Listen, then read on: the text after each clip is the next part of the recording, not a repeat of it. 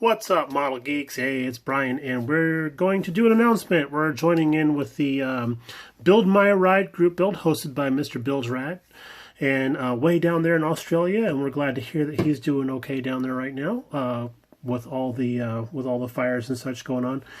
We're glad to hear he's doing okay. So, what are we going to build? Well, we're going to build something that's near and dear, close to my heart, because I had this in the past. It was a 1989 Chevy pickup truck, and it was the Cheyenne edition, and it was sky blue, step side, 5-speed manual with a 5.7 liter V8, which isn't a huge engine by any standards, but it was big enough for that dude. And I think the guy that had the truck before me, because I bought it used, I think the guy that had the truck before me had freshened it up a little bit, because I remember when I was test driving it, we fired that thing up, and I was like, this thing's got a little bit more pull than it probably should. Have you done anything to the engine? He kind of went, what? So he wasn't copping to anything. But yeah, that thing was a hot rod for sure. So I have the AMT Ertl kit, the 1500 sportside, and mine was not banana yellow, of course. Mine was the sky blue. And I'm going to put in a picture right about here of what we had.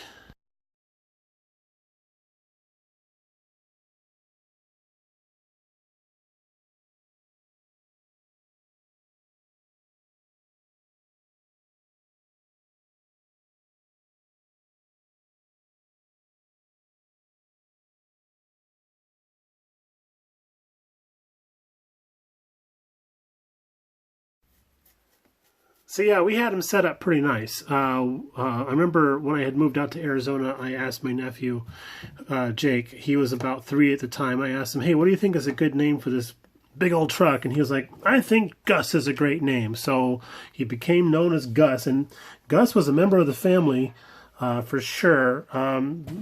Growing up as somebody who was never able to have pets around because of severe allergies and asthma, you turn to inanimate objects as being your pets, which become family members. And I'm sure some of you have experienced this as well, where a beloved vehicle is just part of the household. It sure ate like a teenager, that's for sure. So what we have in the box, well, I had gotten this kit, oh God, I'm going to say at least 15 years ago. And I got it off of eBay, so it was missing a few parts, but I didn't care, because the parts that it was missing were the parts I didn't care about, like whatever the hell this is right here. But there is one weird oddity about this type of thing. You see the bed liner here? Or the bed cover. This is a nice little tonneau cover with some snaps on the side. It's exactly like the one I had, but what comes in the kit is not that. What we get is, I don't know, a bunch of refrigerator doors, or maybe some locker doors. If we turn it this way, some locker doors or something like that. That's supposed to fit on the back end here, like that. And it just looks like a bunch of freezers back there to me. So, I don't know, I might end up having to, I don't want to have to use this, because filling this all in would just be silly. Scratch making something would be much simpler and a lot less of a task, I guess is the best way to say it. Now, back in the day when I opened up this kit, I did go on it and shave off all the side molding on the sides of the truck. And I remember one of the reasons why I stopped working on this was because I couldn't figure out how to shave off the molding on the bumpers while saving the chrome. Well, nowadays we know about stripping chrome and repainting chrome, so not an issue. Also, I had a roll paint in the back, so that's going by. Up in the front, now our truck was the Cheyenne edition, which had the WT, or the work truck front grille with the single headlight, the square headlight. You'll have noticed that in the picture. This has the regular Chevy. The regular Chevy front end, like the Tahoes had, and the Silverados. That's what I'm looking. That's the word I'm looking for.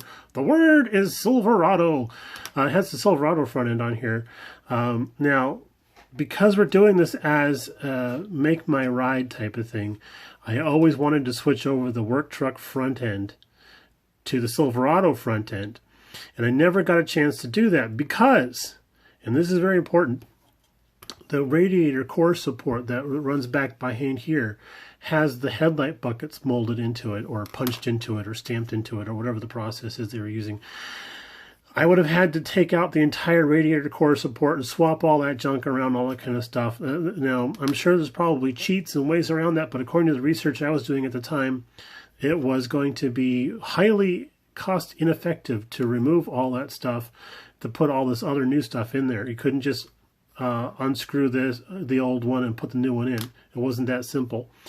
Plus, there would have been some extra wiring because there would have been a secondary headlight system and all that kind of shit. And stuff.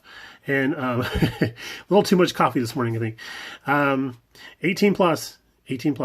But yeah, we're going to strip the front bumper, shave off that molding on the front there, and then re-chrome it. Well, not really re-chrome it. We'll probably all clad it or whatever. And that'll be the only bit of chrome on there because I wanted to have this painted to match the body. Not unlike what's going on here. I thought that was going to be pretty slick. Or maybe we'll just do an argent silver type of thing, make that nice and, palatable, I guess is the best way to say. But yeah, man, I love this truck. I put so many miles. When I bought the truck, it had about 100,000 miles on it. And when I sold the truck, it had 235,000 miles on it. So that was a lot of miles on this old boy. And the only time I ever had a problem with the engine was when a heater hose coupler had blown because it was made out of plastic rather than metal.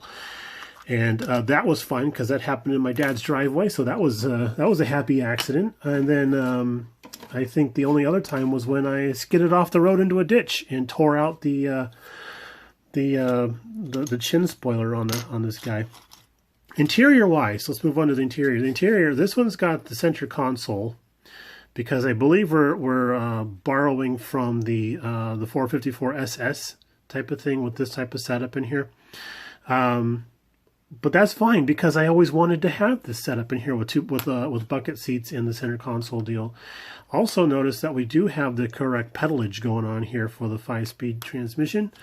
And if I remember correctly, the 5-speed transmission was basically a 4-speed, and they tacked on a fifth, the snout with the overdrive for the 5th gear.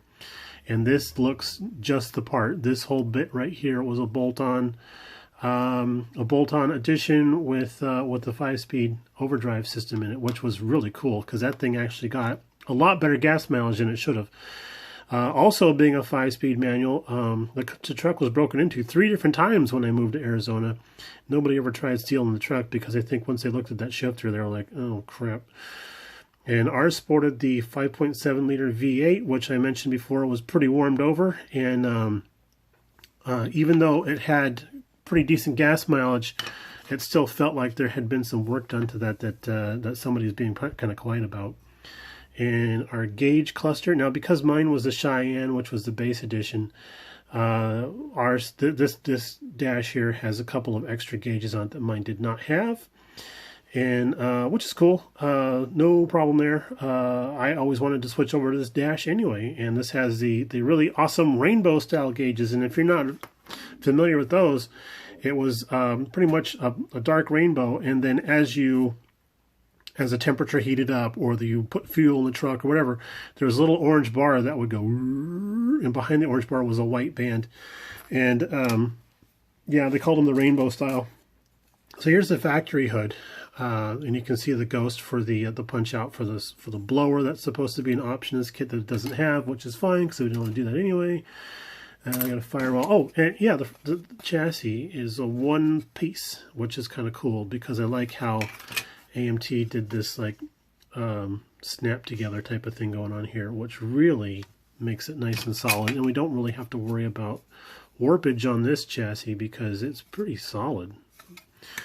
One of those AMT Earl kits that's just absolutely a beautiful find. Let's move on to the wheels. So we have the torque thrust wheels, just like the one in the photo, but these are probably 19s, 1819s, and the ones I had on the truck were 17s. I don't really care if there's a difference there. I don't mind. That's okay. But here is the issue. If you stuck around this long for the video, I appreciate that, because we have this fiberglass. Oh my God, this resin hood. It was fiberglass, but the real one was fiberglass. But I had put on the 1980 style Corvette cowl induction hood on there, as you can see in the photos. And when I was shopping around for stuff, I had picked up this one here, which is like the Firehawk grill. The Firehawk style hood with the little nostrils in there and everything. It kind of looks like Jabba the Hutt after he melted. But let's put that on there and mock it up. So that looked cool. I thought that would be a great way to go with that that Firehawk type of hood. But what I really want to do is get that Corvette hood, and I have not seen one on eBay or anything like that. However, there is a dude out there, and his name is Jay at Jay's Mini Scale Garage. He has on his shop cart, I believe, the correct style hood for this particular truck. And Jay, if you're watching, drop me a line, buddy. Let me know how you came across that, or if you scratch made it or whatever. Let me know how you did it, because I want to replicate that for my truck. I would really appreciate the input on that. All right, boys and girls, we've been rattling on here long enough about my old friend Gus, and we're going to go ahead and bid you adieu, and we'll talk to you a little bit later on. Bye now.